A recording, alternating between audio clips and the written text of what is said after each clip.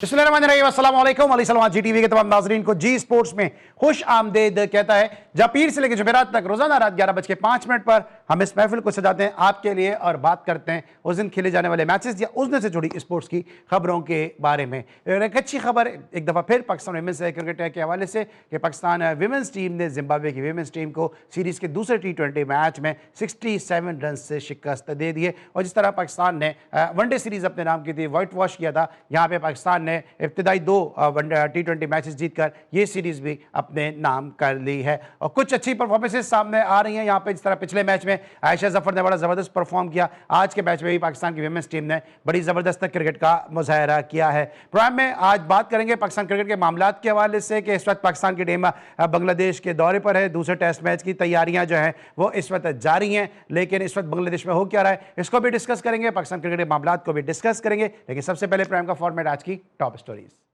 जी नाज़रीन, थी आज की टॉप स्टोरीज। और टॉप स्टोरीज में देखा कि पाकिस्तान की बैडमिंटन क्वीन पलविशा बशीर ने जो है वो बड़ी ज़बरदस्त कामयाबी भी हासिल की है। और यकीनी तौर पे पाकिस्तान में जो बैडमिंटन है वो 2-3 प्लेयर्स के इर्द गिर्द ही ज़्यादातर घूम रही है और हमें ज़रूर अपनी इन ख़वातीन प्लेयर्स को सपोर्ट करनी भी चाहिए। दूसरी तरफ पाकिस्तान की विमेंस टीम ने, जिस तरह मैंने प्रोग्राम की इब्तिदा में कहा कि जिम्बाब्वे को T20 में शिकस्त देकर सीरीज़ अपने नाम कर ली है, तो कुछ पॉजिटिव चीज़ें भी इस सीरीज़ से पाकिस्तान की ख़वातीन क्रिकेट टीम ने यकीनी तौर पर हासिल की हैं। बात करेंगे पाकिस्तान क्रिकेट मामलात के हवाले से। इस वक्त हमारे साथ मौजूद हैं हमारे स्पेशल करस्पॉन्डेंट पेशावर से इमरान यूसुफजई साहब, जिनकी ना सिर्फ पॉलिटिकल बीट्स के हवाले से, करंट अफेयर के हवाले से बड़ी गहरी जो निगाह है, बल्कि साथ साथ जो है वो स्पोर्ट्स के हवाले से भी उनकी बड़ी गहरी निगाह और स्पोर्ट्स में बड़ी खुल के और बोल्ड और बुलंद गुफ्तगू करते हैं। इमरान यूसुफजई को हम शो में खुशामदेद कहेंगे, लेकिन उससे पहले लेंगे ब्रेक। और जब ब्रेक के बाद वापस आएंगे तो इमरान यूसुफजई साहब के साथ हम कंटिन्यू करेंगे। मिलते हैं छोटे से ब्रेक के बाद।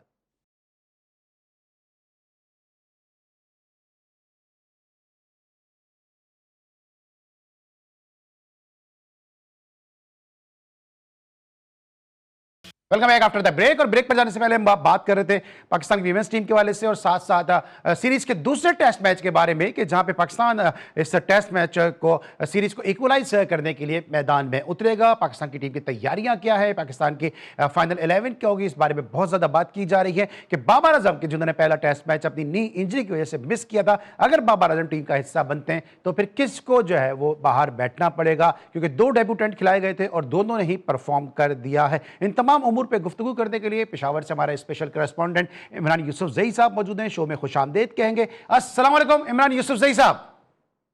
जी अली भाई, कैसे हैं आप? मैं बिल्कुल ठीक ठाक हूं। इमरान यूसुफजई साहब, सीरीज का दूसरा टेस्ट मैच है, तैयारियां जारी हैं।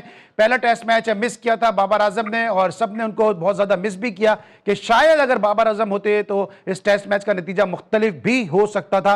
गो के जो गुज़िश्ता 2 टेस्ट मैचेस पाकिस्तान ने बांग्लादेश से हारे, दोनों में बाबर आजम प्लेइंग 11 का हिस्सा थे। आप क्या समझते हैं कि अगर बाबर आजम यहां मौजूद होते तो क्या पाकिस्तान की बैटिंग निस्बतन बेहतर होती? अली भाई, ईमानदारी की बात अगर पूछे तो मेरा नहीं ख्याल कैसा होता, इसलिए कि पाकिस्तान की जानिब से टेस्ट खेलते हुए कम से कम हमारे सीनियर्स की इस टेस्ट में तो बड़ी पैथेटिक परफॉर्मेंस नजर आई है। इनकी ओवरऑल अगर आप देखें तो पाकिस्तान ने 2 इनिंग्स में 549 रन बनाए, जिसमें से आधे बल्कि आधे से भी ज्यादा 244 रन जो है वो यंगस्टर्स ने बनाए हैं। यानी मैं बात कर रहा हूँ दोनों डेब्यूटेंट की, अजान अवैस की और साथ में अब्दुल्ला फजल की। तो आप सोचेंगे अगर ये मौजूद ना होते तो ये पता नहीं हमारा क्या हाल होता, हम शायद इसमें फॉलो ऑन हो चुके होते। बाकी बाबर आजम होते तो शायद, अब ये तो वो वाली बात है ना जी भाई कि हम कहेंगे जी ये होता तो वो ना होता, वो होता तो ये ना होता। वो गालिब वाली बात है कि डबोया मुझको होने देना, मैं होता तो पता नहीं क्या, इस तरह का कोई शेर है। लेकिन बुनियादी बात यह है कि हम इस मैच को जीत सकते थे। ये एक ऐसा मैच था कि जिसमें हम कामयाबी बड़ी आसानी से हासिल कर सकते थे। आखिरी दिन पर हमें बड़ा अच्छा मौका मिला था, 268 रन, इतना कोई टाइम लंबा स्कोर नहीं था, कोई टाइम भी हमारे पास था, ओवर्स भी हमारे पास थे।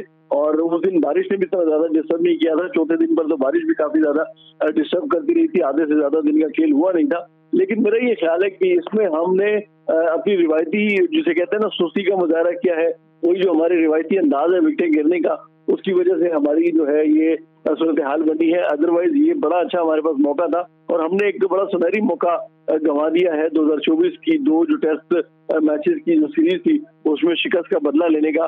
और अब जो है अपर हैंड हो गया है बांग्लादेश का। मेरा ये ख्याल है कि दूसरा जो टेस्ट है उसमें भी उनको एज हासिल होगी, उनका मोराल भी हाई होगा और फिर सबसे बड़ी बात ये है कि नाहिद राणा का हमारे पास कोई तोड़ नहीं है, हमारे पास उस लेवल का और उस स्पीड का और उस लाइन और लेंथ का बॉलर अच्छा, ही मैं कोई नहीं है। बॉलिंग पे भी आता हूँ, मैं बॉलिंग पे भी आता हूँ, लेकिन जिस तरह पाकिस्तान आखिरी दिन खेला है, आपको क्या लग रहा है? क्या पाकिस्तान जीत के लिए, क्या पाकिस्तान गया, कोई अप्रोच नजर आई आपको कि पाकिस्तान जीत के लिए जा रहा है? क्योंकि बज़ाहिर ऐसा लगता है कि पाकिस्तान ड्रॉ के लिए इस किस्म की सिचुएशन में खेलता है, और जब आप ड्रॉ के लिए खेलते हैं तो डेफिनेटली फिर आपको कहीं ना कहीं हार का डर होता है, और फिर वही होता है कि जब आप विकेटें अपनी सर्वाइव करने की कोशिश कर रहे होते हैं, रन्स पे जा नहीं रहे होते हैं, तो फिर अल्टीमेटली विकेटें गिरना शुरू हो जाती हैं। देखिए अली भाई, मेरा नहीं ख्याल कि उन्होंने किसी एक मौके पर भी पाकिस्तान के बैटर्स ने ड्रॉ के लिए जाने की कोशिश की हो। मेरा ये ख्याल है कि वो पहले जो पहली बॉल से लेके आखिरी बॉल जितना भी उन्होंने खेला है, जितनी गेंदें उन्होंने फेस की हैं, वो उस हर गेंद के ऊपर जो है उस स्कोर को जो है वो पूरा करने के लिए मैदान में उतरे थे। वो चेज करने के माइंड से और चेज करने की इरादे से ही मैदान में उतरे थे। नहीं कर पाए वो एक अलग बात है। एग्जीक्यूशन होती है, आपने जब कोई चीज प्लान की होती है, आपने जैसे यूं में आपने डगआउट में बैठ के जब मीटिंग की होती है कप्तान के साथ, मैनेजमेंट के साथ, उसमें जो चीज आपने प्लान की होती है, जो स्ट्रेटेजी बनाई होती है, उसको एग्जीक्यूशन करना होता है। अगर वो एग्जीक्यूट नहीं होती है तो फिर बहुत सारी चीजें आपके हाथ से निकल जाती हैं। सबसे इम्पोर्टेंट चीज देखिए, कितने तो जो विकेट के पीछे रिजवान की, मैं तो हैरान हूँ उसकी विकेट कीपिंग के ऊपर कि उससे बैटिंग तो नहीं हो रही थी और उससे अब जो है वो विकेट कीपिंग भी नहीं हो रही, तो उसने कितने चांस छोड़े, कितने खिलाड़ियों को उन्होंने चांस दिए, उसके बावजूद जो है हमने फिर भी 240 रन तक 9 विकेटें हासिल कर ली थी। तो मेरा ये ख्याल है कि हमने बैटिंग तो बुरी की है, हमने बॉलिंग भी इतनी ज्यादा को खास अच्छी नहीं की है। दो इनिंग्स में टीम हमारे सिलेक्शन पास सही लगा आपको? 650 रन बने हैं। टीम सिलेक्शन आपको सही लगा? क्योंकि जिस तरह बांग्लादेश के पास जो लेफ्ट हैंडर्स थे, तो ये उम्मीद ये की जा रही थी कि साजिद खान को इस मैच में इंडक्ट किया जाएगा, लेकिन बॉलर को शायद हम इतनी कंसिस्टेंसी के साथ मौके नहीं देते हैं कि जितने हम नौमान अली को या दूसरे स्पिनर्स को देते हैं। जी बिल्कुल, देखिए नुमान ने कोई इतना खास इम्पैक्ट भी नहीं डाला। 2 इनिंग्स में उन्होंने सिर्फ 4 विकेटें हासिल की हैं, लेकिन इन 2 इनिंग्स में उसने 150 रन भी दिए हैं। तो मेरा ये ख्याल है कि अगर हम सिर्फ फास्ट बॉलिंग के अपने अटैक की बात करें तो जो 653 रन बांग्लादेश ने 2 इनिंग्स में हमारे ऊपर बनाए हैं, उसमें से 421 रन हमारे फास्ट बॉलर्स ने दिए हैं। ठीक है, ठीक है, तो 14 विकेट। ठीक है इमरान यूसुफ साहब, इस वक्त मुझे फॉर्मर फर्स्ट क्लास क्रिकेटर, अपने वक्त के जबरदस्त first class opening batsman Anwar ul Haq साहब ने किया, उनको भी शो में खुश आमदेद कहते हैं। अनवर उल हक साहब हमारे साथ मौजूद हैं, अक्सर गाए बगाए आप उनको हमारे साथ शोज में भी, स्टूडियोज में देखते रहते हैं। अनवर भाई अस्सलाम वालेकुम and welcome to the show.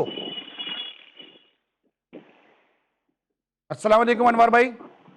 वालेकुम सलाम। आवाज़ अली सलमान आपकी थोड़ी स्लो आ रही है, जरा सा प्लीज, थोड़ी आवाज़ थोड़ी स्लो आ रही है। ठीक है अनवर भाई, आप मुझे सुन सकते हैं? अब बेहतर हुई आवाज़? ठीक है अनवर भाई, आप मुझे सुन सकते हैं?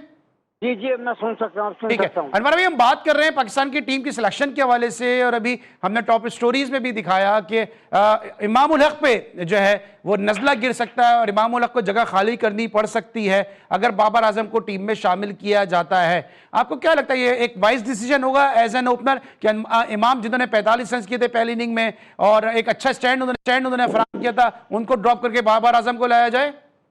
देखिए, बात है कि बाबर आजम का और मतलब इमाम का और किसी एक्स वाई जी से बाबर का कोई मुकाबला नहीं है, मगर बात है कि एक शख्स ने अभी स्कोर किया है तो he is in good form. वो अच्छा बैटिंग कर रहा था, बिल्कुल अच्छा खेल रहा था। अभी 2 नए लड़कों ने, डेब्यूटान ने 100 भी किए, 50-50 ईच इनिंग भी किए हैं। अब सबसे पहले ये देखना है कि आपके पास चॉइस बचती क्या है। मेरा अपना जो गट फीलिंग है या मेरा अपना ख्याल है कि हो सकता है नज़ला गिरे सऊद शकील के ऊपर, या फिर अगर आपने अपनी बॉलिंग स्ट्रेंथ पे जाना है तो फिर एक आप अपना बॉलर जो भी एक्स वाई जी को कम कर सकते हैं, क्योंकि आपके पास चॉइस नहीं है। जैसे पिछले मैच में ब्लंडर किया कि आपके उनके left handed 4-5 batsman left handed Bangladesh के खेल रहे थे, आपने नौमान अली को खिलाया। ठीक है, Nauman Ali is a good bowler, but left handed batsman के लिए एक ऑफ स्पिनर आप लेके गए, आपने उसको ड्रॉप करके और लेफ्ट हैंडेड बॉलर को खिलाया, तो मैं समझता हूँ वो भी एक डिसीजन अच्छा नहीं था। तो अब देखना यह है कि पिच का बिहेवियर क्या है, कप्तान की सोच क्या है, सिलेक्शन कमेटी और कोच वहाँ बैठे हैं वो किस तरह से उसको रिप्लेस करते हैं। अब ये भी देखना है, मुझे थोड़ा सा डाउट इस बात पे हो रहा है कि अब ये देखना है weather he is still fit और नॉट, वो खेलने के अभी हैं कि नहीं है, क्या करना है, यू नेवर नो। और अभी किसकी जगह पे खेलते हैं, जो मेरा अपना ख्याल है जाती, अगर जिस लड़के ने 50-50 इनिंग में किए हैं, अगर आप उसको बिठा भी दें तो मैं ये समझता हूँ कि बाबर का डेफिनेटली उससे कोई मैच नहीं है, मगर एक बड़ा डिस्करेजिंग साइन होगा किसी यंगस्टर्स को, क्योंकि वो अच्छी बैटिंग की है, उसने बहुत अच्छा खेला है, तो किसी ना किसी को एक कड़वा घूंट तो एक पीना पड़ेगा, आया एक बॉलर की शक्ल में या बैट्समैन की शक्ल ठीक में। है। इमाम उलग ने बहुत अच्छी बैटिंग की, बहुत अच्छा खेला था, अनफॉर्चुनेट कि वो सेकंड इनिंग में नहीं कर सका, मगर ये अब देखना होगा सिलेक्शन कमेटी और पिच के बिहेवियर के हिसाब से कि उनकी पिच कैसी है, और अपना सिलेक्शन आपने अपनी बॉलिंग स्ट्रॉन्ग करनी है या बैटिंग स्ट्रेंथ को लंबा करना है, ये फैसला वहाँ के बैटिंग ठीक है, जो वहां आपके पे जो देखना कोच। पड़ेगा। इमरान यूसुफजई साहब, जिस तरह अभी बात हो रही है, सऊद शकील एक ऐसा कमजोर कड़ी है इस टीम के अंदर कि जिन्होंने पिछले मैच में परफॉर्मेंस नहीं दी है। आपको लगता है बीइंग ए वाइस कैप्टन उनको बिठाया जा सकता है, या एक मैच उनको और खिलाने का मौका मिल सकता है, एक और मैच खेलने का? देखिए, बात है कि वाइस कैप्टन का एक तो पहले इंसान बहुत से लोगों को समझ नहीं आती है। Vice captain means in the absence of captain. Vice captain को पर्टिकुलर को सीमेंटेड जगह नहीं, एज फार एज कैप्टन ये भी हो सकता है। एक और डिसीजन ये भी हो सकता है कि चलो जी, आपने अगर सऊद शकील पे, क्योंकि मुझे जो बाज़ाहिर नजर आ रहा है वो नजला जो गिरना है वो सऊद शकील पे ही गिरना है मेरे अपने हिसाब से। ठीक है, जरा बाकी मैं अगर आप यही सवाल जरा मैं इमरान यूसुफजई साहब से भी पूछता हूं। इमरान यूसुफजई साहब, सऊद शकील वाइस कैप्टन है और यही एक चीज उनके फेवर में जा रही है कि यही चीज उनके फेवर में इसलिए जा रही है कि वो वाइस कैप्टन है, वरना अदरवाइज उनकी परफॉर्मेंस इस टेस्ट मैच में सबसे कमजोर कड़ी बनके वो सामने आए। क्या आपको लगता है कि सऊद शकील को बिठाने का risk as a vice captain Pakistan team management ले सकती है? देखिए, मेरा ख्याल है कि अली भाई रिस्क तो लेना पड़ेगा, इसलिए कि अगर आपने बाबर आजम को खिलाना है तो फिर आपने किसी न किसी को तो बाहर बिठाना होगा। आप अजान अवैसी अब्दुल्ला फुदर को तो बिठा नहीं सकते, इसलिए कि वो तो आपकी जो है वो ओपनिंग और मिडिल ऑर्डर का जो है वो बैकबोन बन गए हैं। पहले मैच में उन्होंने जिस तरह की परफॉर्मेंस की है, मेरा नहीं ख्याल कि उन्होंने किसी एक का बिठाना बनता है। अब मुझे ये समझ नहीं आ रही कि अगर आप सऊद शकील की बात कर रहे हैं अली भाई, जैसे अनवर भाई भी कह रहे हैं, तो आप शान मसूद के बारे में क्यों नहीं सोचते? कप्तान है, ठीक है, अच्छी बात है, लेकिन परफॉर्मेंस उनकी भी नहीं है। पहली इनिंग में जो है वो उन्होंने 9 रन किए, दूसरी इनिंग में 0 किए। सऊद शकील को देखें तो उन्होंने पहली इनिंग में 0 किए, दूसरी में 15 किए। ये कप्तान और वाइस कप्तान दोनों ने मिलकर 2 इनिंग्स में सिर्फ 24 रन किए हैं। इससे ज्यादा तो मेरे ख्याल से उन्होंने एक्स्ट्रास दिए हैं। तो ये भी देखें कि अगर आपने किसी एक बैट्समैन को लेके आना है टीम में और आपकी बैटिंग कमजोर है, ठीक है, तो फिर आपको कम से कम किसी ऐसे बैट्समैन को बाहर बिठाने या खिलाड़ी को बिठाना होगा कि जिसकी परफॉर्मेंस नहीं रही है। अगर आप परफॉर्मेंस वाले को ही उठाकर बाहर बिठा देंगे तो फिर तो मेरे ख्याल से आपके पास चांस ही नहीं बनता, इसलिए कि सैलेड की पिच भी तकरीबन लगभग इसकी मीरपुर जैसी है, इतना ज्यादा डिफरेंस नहीं है। लेकिन मेरा ये ख्याल है कि पाकिस्तान को जो है एक तो साजिद को भी मौका देना चाहिए, और साथ ही साथ जो है बाबर आजम अगर खेलते हैं तो सऊद शकील मेरे ख्याल से एक अच्छा ऑप्शन होगा। अगर आप कहते हैं कि जी कप्तान है शान मसूद, उनको टीम से नहीं निकाला जा सकता ऑब्वियसली, तो फिर नायब कप्तान को कम से कम कुर्बानी देनी पड़ेगी, खुद से दे दें, बजाय इसके कि उनके ऊपर प्रेशर डाला जाए या उनको जो है वो जो है टीम से बाहर किया जाए। मेरे ख्याल से उनको खुद ये सोचना चाहिए। लेकिन बड़ा मुश्किल है कि कप्तान को बाहर कर दे, क्योंकि आपको मालूम है कि इस वक्त हमारे जो कैप्टन है शान मसूद साहब, ये एडवाइजर इंटरनेशनल क्रिकेट भी हैं, चेयरमैन मोहसिन नकवी साहब के। तो एक एडवाइजर एक कप्तान को बाहर करना, तो ये तो एक बहुत ही अजीब सी जो है वो बात हो जाएगी कि आप अपने करंट कैप्टन को बाहर कर रहे हैं। अनवर भाई, अभी जिस तरह रिजवान की विकेट कीपिंग के बारे में इमरान यूसुफजई साहब बात कर रहे थे आपकी आमद से पहले, जो रिजवान की विकेट कीपिंग इस पर बहुत सवालिया निशान है, बैटिंग पर उनके सवालिया निशान है। आज फुटेजेस जो आई हैं वहां से वो ये है कि सरफराज उनको कीपिंग की प्रैक्टिस करा रहे हैं। क्या आपको लगता है कि रिजवान ही अगला मैच खेलेंगे या गाजी गौरी पर एतमाद किया जा सकता है? देखिए, मैं अगर आप ये बात मुझसे सवाल ना भी करते तो मैं आपको ये बात जरूर कहता कि देखें, Rizwan has done the maximum for Pakistan. जो उन्होंने कीपिंग की है ना, वो that was question mark. I mean, आप ये सोचें, एक तो स्टंपिंग छोड़ना, फिर उसके बाद को कैचेस को ड्रॉप करना, तो वो देखें, बुरा नहीं मनाइएगा, वो बहुत अच्छे परफॉर्मर थे, उन्होंने बड़ी अच्छी परफॉर्मेंस दी है। अब जो टाइम हैज गॉन नाउ, अब किसी इनको यंगस्टर्स को, नए लड़के को खिलाना है, आप उसको खिलाएं। इनका टाइम पूरा हो चुका है, तो लिहाजा इनको खुद वो स्टेप डाउन करें, क्योंकि यहाँ पे इस मुल्क में ये रिवायत नहीं है कि एक आप अपने रिफ्लेक्सेस को देखते हुए, अपनी परफॉर्मेंस को देखते हुए उनके लैप्सेस उनको दिखाए जाएं कि यार देखें, आपने ये काम किया है जिसकी वजह से इतना रन्स बन गए। अगर आप ये अपॉर्चुनिटी ग्रैब करते, कुछ करते, तो ये आप आज ये रिजल्ट ना होता कि मैच हारते। तो लिहाजा है कि पाकिस्तान टीम सिलेक्शन कमेटी और जो भी है उनको ये चाहिए कि अभी इस बात पे फैसला करें कि इनका टाइम पूरा हो गया और एक लड़के को लेके गए विकेट कीपर को। तो देखें, अब ये नहीं है कि अगर खुदा ना खाता पहले मैच में फेल हो जाए या रन ना करे कोई एकदम हो, तो आप उसे फिर दूध में से मक्खी की तरह निकाल के फेंक दें। जिस तरह आपने रिजवान को चांस दिया, इसी तरह किसी को भी साथ दे गए, उसको लेके नहीं गए। He is also very good choice of Pakistan. तो लिहाजा जिसको भी खिलाना है तो बैक टू बैक सीरीज खिलाएं। यंगस्टर्स की बात करूँ मैं, क्योंकि शान मसूद की भी परफॉर्मेंस अब टू द मार्क नहीं है, कप्तानी भी उन्होंने इतनी अच्छी नहीं की है, मगर चूंकि वो कप्तान है और वो मैं नहीं समझता कि उनको टीम से ड्रॉप किया जा सकता है।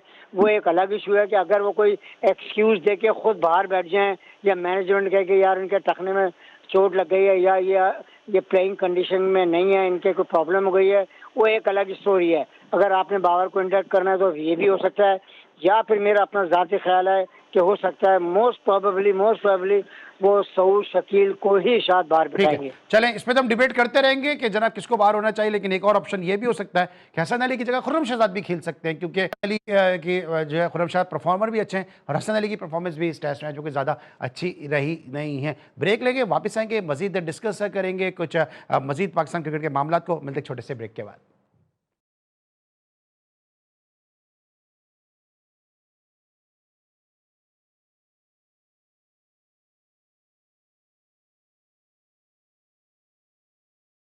Welcome back after the break. और ब्रेक पर जाने से पहले हम टीम कंपोजिशन की बात कर रहे थे, लेकिन एक बहुत बड़ा सवाल यहाँ पे ये भी पैदा होता है कि जो लास्ट टेस्ट मैच पाकिस्तान ने खेला था, इस टेस्ट मैच से पहले उसमें 39 साल के आसिफ आफरीदी को पाकिस्तान ने टेस्ट कैप दी थी और आसिफ आफरीदी की कारकर्दगी इतनी बुरी भी नहीं थी, तो उसके बाद उनको क्यों कर जो है वो सीरीज में शामिल नहीं किया गया? क्या वो खिलाने का फैसला गलत था या ये फैसला गलत है कि उनको ड्रॉप किया गया? इमरान यूसुफजई साहब, आपका खुद ताल्लुक केपी से है और बड़ी आपकी गहरी निगाह है केपी की क्रिकेट के हवाले से, पाकिस्तान क्रिकेट के हवाले से, या आसिफ आफरीदी का केस आप देख क्या रहे हैं? क्या उस वक्त गलत खिलाया था या अब गलत ड्रॉप किया है? देखिए, मेरे ख्याल से जाहिर है कि अभी तो ड्रॉप तो करना गलत है, इसलिए कि बड़े अच्छे वो बॉलर हैं, बड़ी जबरदस्त उनकी लाइन है, बड़ी खूबसूरत बॉलिंग करते हैं और विकेट भी लेते हैं। और लेकिन मसला ये है कि एक तो उनको बहुत लेट चांस दिया गया। देखिए, हमने बहुत सारे ऐसे खिलाड़ियों को देखा है कि जो बड़े अच्छे हैं, बड़े पोटेंशियल है उनके अंदर। आप देखें, बहुत सारे ऐसे खिलाड़ी हैं, रिफातुल्लाह मोहम्मद बड़ी मिसाल है। रिफातुल्लाह मोहम्मद को देख लें आप, नोमान अली को देख लें आप, और बहुत सारे खिलाड़ी हैं जिनको बहुत देर से चांस मिला, बहुत देर से मौका मिला। उनकी जगह ऐसे खिलाड़ियों को मौके मिलते रहेंगे जिनको बार बार मौके मिले लेकिन उन्होंने परफॉर्म नहीं किया। और इनको तो जब भी मौका मिला, थोड़ा सा मौका मिला, लेकिन उन्होंने परफॉर्म करने की कोशिश की। आसिफ आफरीदी ने बड़ी अच्छी परफॉर्मेंस दी थी, लेकिन उसके बावजूद उसके बाद उनको जो है इस सीरीज में मेरे ख्याल से उनको जगह मिलनी चाहिए थी, लेकिन उसके बाद मिली नहीं है। तो मैं ये समझता हूँ कि बड़े ऐसे फैसले हैं कि जिनके ऊपर जो है सोचना चाहिए, देखना चाहिए। ठीक है, अनवर भाई ने हमें ज्वाइन कर लिया। इमरान भाई, जरा अनवर भाई से भी लेते हैं। अनवर भाई, ये क्या डिसीजन है? क्योंकि मैं आपसे सवाल इसलिए कर रहा हूं क्योंकि जो आपकी सिलेक्शन की आई है उसको सभी मानते हैं कि बड़े बड़े प्लेयर आपने अपने एमसीबी कोर्ट से दिया, आगे चल के उन्होंने पाकिस्तान के जो नाम भी बुलंद किया, पाकिस्तान का सबजलाली परचम बुलंद किया, पाकिस्तान नाम रोशन किया और खुद बड़े मेगा स्टार सुपर स्टार कहलाए, यूनुस खान, शाहिद आफरीदी, ये सब वो प्लेयर हैं जिनको आपने एमसीबी कोर्ट्स में, मैं इसलिए गवाऊं क्योंकि मैंने खुद भी एमसीबी कोर्ट्स के ट्रायल दिए थे, आपको याद ही होगा। तो क्या वजह आप समझते हैं कि आसिफ आफरीदी को जो है वो खुद जो है वो उस पर गलत मौका दिया गया, या आप ये समझते हैं कि अब उनको जो है वो गलत ड्रॉप किया गया? ये क्या चक्कर क्या आसिफ आफरीदी का? देखिए, ये लाइकिंग डिसलाइकिंग वाला मैंने आपको बताया ना कि हमारे पाकिस्तान क्रिकेट टीम के अंदर ये कि ये जो टोला है ना, एक मखसूस टोला, वो जो है ना वो अपनी मनमानी करता रहता है। जिसकी अभी एक छोटी सी एक मिसाल देता हूँ, आपने हसन अली को ओवर बॉल कराया, आपने उससे बहुत जरूरत से ज्यादा गेंदें करवाई, तो सवाल ये पैदा होता है कि यार आप जब किसी लड़के से इतनी गेंदें कराओगे तो एक या दो तीन तो आउट करेगा ना। Khurram Shahzad very ideal bowler for that situation, but आपने चूंकि वही आपका ग्रुप, वही आपका एक टोला जो मैं कहता हूँ वो है, वो लाइकिंग डिसलाइकिंग वाला मामला अभी भी है और चलता रहेगा। ये जब तक खत्म नहीं होगा, मेरिट का कत्ल होता रहेगा, तो ये सिलसिला पाकिस्तान के लिए, ये सिलसिला चलता रहेगा। इमरान यूसुफजई साहब, साइम अय्यूब के ऊपर थोड़ी बात करते हैं कि साइम अय्यूब के हवाले से एक सीनियर साफी ने एक न्यूज़ ये दी है कि वो अमेरिका शिफ्ट होने का प्रोग्राम बना चुके हैं और अमेरिका शिफ्ट हो रहे हैं। अब पता नहीं ये न्यूज़ किस हद तक सही है, किस हद तक नहीं है, लेकिन एक सीनियर साफी ने, इसलिए मैंने कोट कर दिया। दूसरी तरफ जो पाकिस्तान क्रिकेट बोर्ड ने जो 28 प्रोबेबल्स का ऐलान किया है कैंप के हवाले से, उसमें साइम अय्यूब का नाम नहीं है। इस बात से आपको लगता है कि दाल में कुछ काला है कि साइम अय्यूब जैसा प्लेयर उन 28 प्लेयर में शामिल नहीं है जिनको व्हाइट बॉल कैंप के लिए अनाउंस किया गया है? तो देखिए मेरा ख्याल से कि अब थोड़ा सा वक्त ऐसा है अली भाई कि थोड़ी सी परफॉर्मेंसेस की बुनियाद पर जो है ना खिलाड़ियों को देखने की जरूरत है।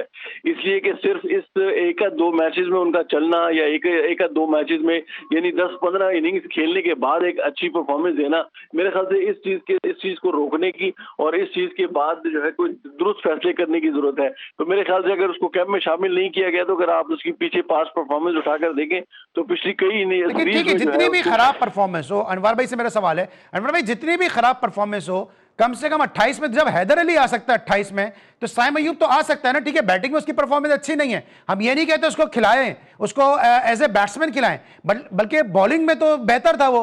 तो पाकिस्तान टीम में अगर नहीं भी होता तो क्या आप नहीं समझते कि he deserve in the camp of the 28 players के 28 में तो उसका नाम होना चाहिए था? नहीं, बिल्कुल मैं आपके साथ हूँ। उसमें 28 प्लेयरों में उसको कम से कम एटलीस्ट टीम का हिस्सा होना चाहिए था। और वो क्योंकि उसके साथ एक एडेड एडवांटेज आ रहा है क्योंकि he is a very good bowler, और इसका 28 लड़कों में ना होना, इसका मकसद है कि देयर इज समथिंग रॉन्ग। जिस तरह आपने एक बात बताई कि अमेरिका जा रहा है, आई डोंट थिंक सो कि वो इसमें मतलब अर्ली स्टेज के ऊपर या इस स्टेज में वो अमेरिका का रुख करेगा, क्योंकि ज़ाहिर है अभी अमेरिका में क्रिकेट इतनी फ्लॉरिश हुई नहीं है। लेकिन लेकिन लेकिन लेकिन अनवार भाई और दोनों से मेरा सवाल है, पहले इमरान भाई से पूछता हूं, इमरान यूसुफजई साहब से। ठीक है, अभी मैं ये नहीं कह रहा हूं कि खबर सही है या गलत है, क्योंकि मेरी नॉलेज में इसकी कोई ऑथेंटिसिटी नहीं है, लेकिन चूंकि एक जर्नलिस्ट ने दी है इसलिए मैं इसमें डिस्कस कर रहा हूं। और फिर 28 में नाम नहीं है तो कहीं ना कहीं मुझे दाल में कुछ काला इसमें नजर आ रहा है, शकूक पैदा हो रहे हैं। लेकिन दूसरी तरफ एक चीज ये भी है कि वो किंग्समैन हैदराबाद से खेलें। हम सब जानते हैं कि किंग्समैन अमेरिकन बेस्ड टीम है, तो आपको लगता है कि कहीं ना कुछ इसमें सदाकत इमरान यूसुफजई साहब हो सकती है? देखिए अगर तो सदाकत है तो मैं बिल्कुल इस बात से इत्तेफाक करूंगा अनवर भाई की कि इतने अर्ली स्टेज पे वो अपना कैरियर खराब कर देगा। अगर ये इस तरह की उसने कोई डिसीजन लिया तो मेरे ख्याल से उसका कैरियर जो है बड़ी जल्दी खत्म हो जाएगा। इसलिए कि वो बड़ा अच्छा प्लेयर है, इसमें तो कोई शक नहीं है। उसने जिस मतलब जो जिद्दत उसने निकाली है क्रिकेट की और खासतौर पर T20 की में, तो गो के वो पिछली कुछ सीरीज में नहीं चला। लेकिन ये तो आप कह रहे हैं ना कैरियर खराब कर देगा, लेकिन अनवार भाई अगर वो अमेरिका जाते हैं, वहां की सिटीजनशिप लेते हैं, तो फिर उनके दुनिया भर के लीग्स के ऑप्शन खुल जाएंगे। शायद उन्होंने भी नवश्ता दीवार पढ़ लिया है कि पाकिस्तान क्रिकेट में जिस तरह टैलेंट सामने आ रहा है, साइम की वो परफॉर्मेंस नहीं है, तो शायद उनका कम बैक मुश्किल हो जाए। तो आपको लगता है ऐसा? और दूसरा, अभी फवाद सरवर साहब ने एक बड़ा एक रिवील कर दिया कि जी लोग ये कह रहे हैं कि पाकिस्तान सुपर लीग के सबसे महंगे प्लेयर थे साइम, वो 6-7वें नंबर के महंगे थे और प्लेयरों को उनसे ज्यादा पैसे दिए गए, लेकिन अनाउंस जो था वो साइम का किया गया था। जी, ज्यादा हाइप जो दी गई है वो ज्यादातर साइम अयूब का नाम लिया गया है। बाकी जो 6 प्लेयर हैं उनका नाम जिक्र नहीं किया गया। सबसे ज्यादा जो हाईलाइट किया है साइम अयूब को किया है। नो डाउट उनकी performance up to the mark नहीं as a player, as a batsman, मगर जो आपने बताई है कि अगर वो जा रहे हैं तो वो मे भी, क्योंकि ज़ाहिर सी बात है सरवर साहब की टीम खेल रही है अभी। आप इंडिया इस्लामाबाद में वो कल मैच जीते, आई थिंक सो। मतलब वो कराची बोर्ड की टीम है या पाकिस्तान बोर्ड की टीम जो है उसके खिलाफ वो वहाँ मैच खेल रहे हैं। तो मैं ये समझता हूँ कि बहरहाल किसी कॉर्नर से आपको पता चला है, मगर उनका वहाँ कैरियर आप इतना स्ट्रॉन्ग नहीं समझें। हाँ, ये एक उनका प्लस पॉइंट है कि वो वहाँ से दुनिया की डिफरेंट जो T20 लीग है, क्योंकि उसमें पैसा इतना इन्वॉल्व हो गया है अली सलमान के लोग जो है ना सारे हमारे पाकिस्तानी बॉलर बैट्समैन सब उस क्रिकेट लेकिन सर ज्यादतियां भी तो हो रही है ना इमरान यूसुफजई साहब। एक तरफ हम देख रहे हैं कि सूर्यवंशी आईपीएल में परफॉर्मेंस देता है, उनकी जो डोमेस्टिक है अंडर 19 है, अंडर एज क्रिकेट है उसमें परफॉर्मेंस देता है, वो इंडिया ए में सिलेक्ट हो गया वर्सेस श्रीलंका। हम यहाँ समीर मिनाज सबने आईपीएल सबने उसकी पीएसएल में बात की है, वो भी 28 खिलाड़ियों के कैंप में शामिल नहीं है। जी इमरान यूसुफजई साहब।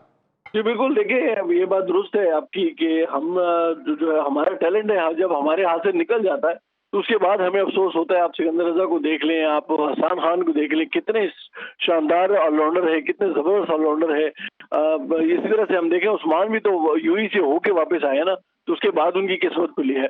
तो इस तरह बहुत सारे खिलाड़ी हैं जिनकी अगर यहाँ पर किस्मत नहीं खुली, उन्होंने किस्मत आजमाने के लिए दूसरे मुल्क का रुख किया, फिर शायद उनको मौका भी मिल गया। तो मेरा ये ख्याल है कि अभी जो साइम के पास टाइम है, अभी जो साइम के पास मौका भी बहुत है, तो मेरा नहीं ख्याल कि उसको इस तरह का कोई डिसीजन लेना चाहिए। लेकिन बहरहाल अगर वो लेता है तो ये तो उसका अपना जाती फैसला होगा, लेकिन उससे पाकिस्तान क्रिकेट को तो नुकसान पहुंचेगा। जाहिर है हमें एक अच्छा ओपनर T20 में एक बड़ा सुंदर शानदार बल्लेबाज। अनवर भाई से लेता हूं जाते जाते क्विकली। अनवर भाई, अभी मैं समीर मिनाज की बात कर रहा हूं कि सूर्यवंशी इंडिया ए में सिलेक्ट हो गए वर्सेस श्रीलंका, लेकिन यहाँ समीर मिनास ने पाकिस्तान सुपर लीग में अच्छा परफॉर्म किया, वो 28 में भी नहीं है, तो फिर प्लेयर तो फिर डिमोटिवेट होगा ना इन चीजों से। देखिए यही तो रोना है, यही तो अलमिया पाकिस्तान क्रिकेट बोर्ड के जो भी हमारे कसा धरते हैं कि जो करंट प्लेयर, जो बच्चे बडिंग टैलेंट हैं, जो अपकमिंग प्लेयर्स हैं, उनको आप इनकरेज तो करें, एटलीस्ट कम से कम उसको 28 में तो रखे यार। आप उसको अगर टूर नहीं करा रहे, उसको कम से कम 28 में रख के उसको इनकरेज तो करें, ताकि उसका मोरल और बूस्ट हो, ताकि वो और ज़्यादा मेहनत करे कि यार मैंने डगआउट में बैठना है, मैंने प्लेइंग 11 में आना है। आपने उसको उठा के बिल्कुल ही उससे बाहर कर दिया तो लड़का कहाँ से मोटिवेट होगा। इंडियन क्रिकेट का स्ट्रक्चर जो है ना, देखिए वहाँ पैराशूट से लड़का कभी भी नहीं आता है। वहाँ पे एक सिस्टम के तहत परफॉर्मेंस करने के बाद 17 में, 19 में, फिर ए में, फिर उसके बाद वो इंडिया की कैप उसमें आता है। तो हमारे यहाँ भी ये सब चीज़ें होनी चाहिए। जो लड़के परफॉर्मर हैं उनको जरूर आप इंक्लूड करें। आप ना खिलाएं टेस्ट मैच, ना खिलाएं वनडे, मगर उनको कैंप में रखें, उनको डगआउट में बिठाएं, ताकि वो लर्निंग प्रोसेस होता है। सीनियर्स के साथ बैठेंगे तो वो कुछ ना कुछ सीखेंगे। हमारे यहाँ ये एकदम ऐसा ठीक है, कुछ ना कुछ सीखेंगे। लेकिन अमर भाई जाते थे, आखिरी मेरा सवाल है कि आज 14 मई है, 14 मई को यूनुस खान जैसे लेजेंडरी प्लेयर का और मिसबाह उल हक का जो आखिरी टेस्ट मैच था, आपने यूनुस खान को उस वक्त सेलेक्ट किया था जब उनको कोई जानता भी नहीं था। क्विकली एक 10-15 सेकंड में बता दें उनके बारे में। देखिए मैं यूनुस खान के बारे में ये कह सकता था, शुरू की बात बता रहा हूँ मैं, कि वो जब वो इतना वो रन हंगर था और वो नेट का इतना भूखा था कि अगर उसने 15 मिनट बैटिंग कराता था ना, तो वो मेरी तरफ पीछे मुड़ के देखता था, कप्तान मुझे 5-10 मिनट और खिला दें। यानी वो शख्स था कि उसने जिंदगी के अंदर, मैंने आज तक नेट में कभी भी, जब उसकी बैटिंग भी खत्म होती थी या खत्म होता था, वो कभी पानी पीने कभी भी ग्राउंड से बाहर नहीं किया। वो इतना कीन था कि जब मगरिब का वक्त होता था तो वो 3-4 बॉलें मुझसे लेता था, कहता था कप्तान मैंने कैच की प्रैक्टिस करनी है, जरा मुझे काइंडली और सबने भी देखा स्लिप के कितने जबरदस्त फील्डर थे, पाकिस्तान के सबसे ज्यादा कैचेस करने वाले प्लेयर्स में यूनुस खान का नाम शामिल है। Thank you so much Anwar भाई, thank you so much Imran Yousafzai साहब, आप दोनों हमारे साथ आज के इस वीक का, ये हमारा लास्ट शो था। मैं उम्मीद है कि इस वीक की हमारी एपिसोड्स आपको पसंद आई होगी। इंशाल्लाह जिंदगी रही तो नेक्स्ट वीक फिर आपसे मुलाकात होगी। अली सलमान को पूरी प्रोडक्शन टीम के साथ इजाजत दीजिए, अपना बहुत ख्याल रखिए, अल्लाह हाफिज।